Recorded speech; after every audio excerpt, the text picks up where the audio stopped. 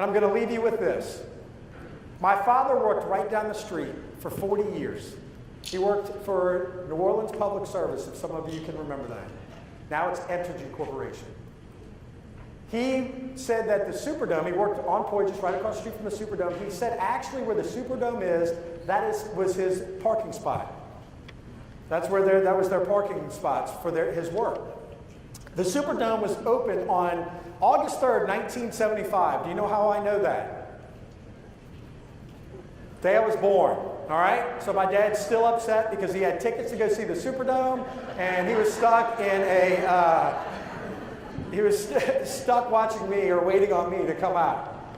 But one of the things, though, that he taught my brothers and I is he told us a story about one afternoon that him and my uncle decided to walk across the street while the Superdome was being built.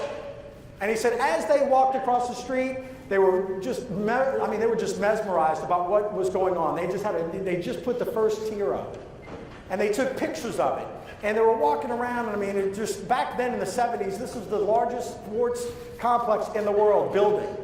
And they walked up to these two gentlemen while they were working, and they started talking to them. They had some conversation, and the first gentleman was just telling them, it's really not that fun of a job. We lay cement, it's aggravating, it's hot, it's disgusting, it's not a fun job. And then he said, the second gentleman didn't look at it that way.